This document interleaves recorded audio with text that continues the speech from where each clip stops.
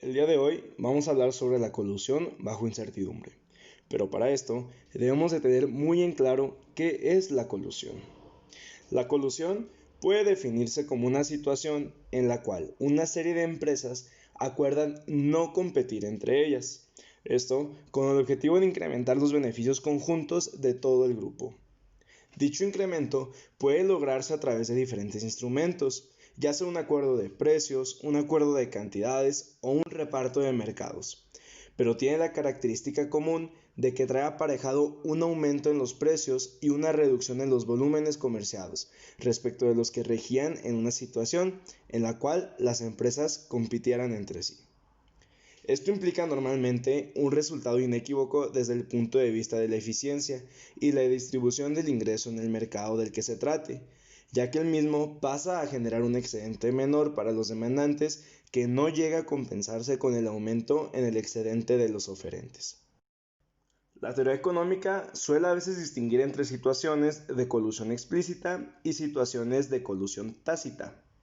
Las primeras implican la existencia concreta de un acuerdo escrito o verbal entre las empresas intervinientes, en tanto que las segundas tienen lugar en situaciones en las cuales el comportamiento colusivo surge como resultado de estrategias que cada identidad adopta independientemente, pero que confluyen en un equilibrio en el que a ninguna empresa le conviene adoptar una conducta competitiva, por temor a desencadenar un cambio en el comportamiento de las otras empresas que traiga aparejada una reducción de sus propios beneficios.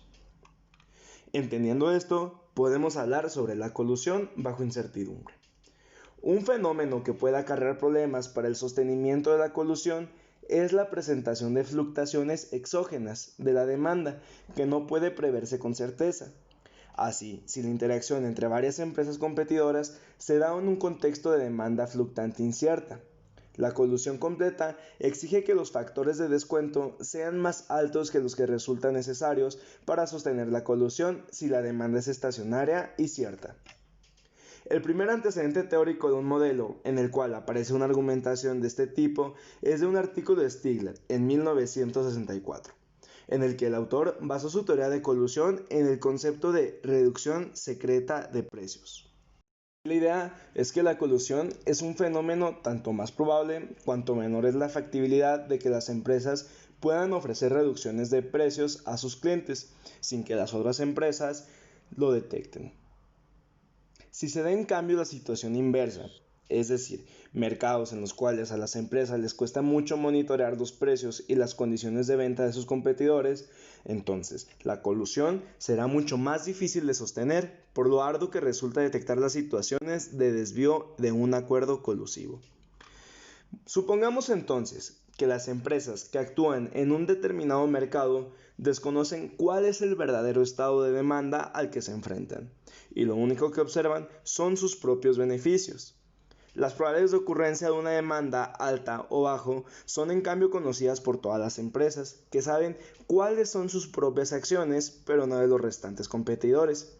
Si seguimos suponiendo que existen dos empresas y dos acciones, para que la inobservabilidad resulte un problema, debe darse que el beneficio que se obtiene cuando ambas empresas juegan colusión en una situación de demanda baja sea igual al que obtiene la empresa que no se desvía en una situación de demanda alta, si la otra sí se desvía.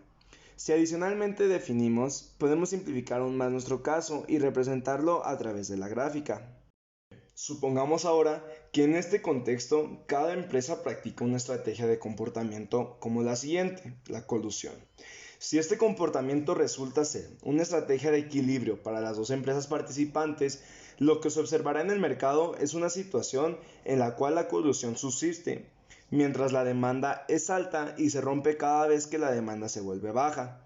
Cuando esto ocurre, las empresas pasan a una fase de competencia que dura ciertos periodos, y solo después de dicha fase la colusión se restablece, para volver a romperse cuando se produce entre una reducción en la demanda y un desvío por parte de su competidor. En una circunstancia como esta, por lo tanto, cualquier intento de colusión fracasará, y dicho fracaso podrá imputarse a una diferencia muy grande entre los beneficios de colusión y los de desvío, a un factor de descuento demasiado bajo o a una probabilidad de demanda alta o demasiado pequeña. En resumen, las características básicas de los modelos de colusión basados en la lógica de los juegos repetidos y los problemas que dicha colusión acarrea en diversas circunstancias pueden sintetizarse en las siguientes afirmaciones. Número 1.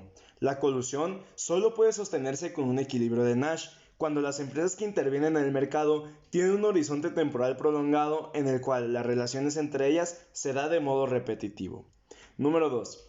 En tales circunstancias, la colusión se sostiene en tanto los beneficios de largo plazo que brinda, siempre y cuando superen a las ganancias de corto plazo que las empresas pueden obtener por romper el acuerdo colusivo.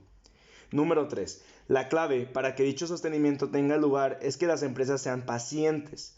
Número 4. Si la interacción se da en un contexto de demanda fluctuante, incierta, la colusión completa exige que los factores de descuento sean más altos que los que resultan necesarios para sostener la colusión si la demanda es estacionaria y cierta. Número 5.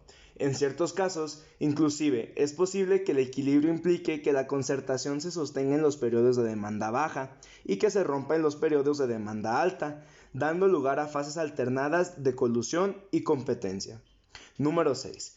Si además de ser la demanda fluctuante e incierta, la interacción entre las empresas se da en un contexto en el cual las empresas no observan las acciones de sus competidores, entonces, el equilibrio puede implicar que la concertación se rompa de manera interminente y que las fases de competencia tengan lugar periódicamente como un modo de evitar los desvíos en las fases de colusión.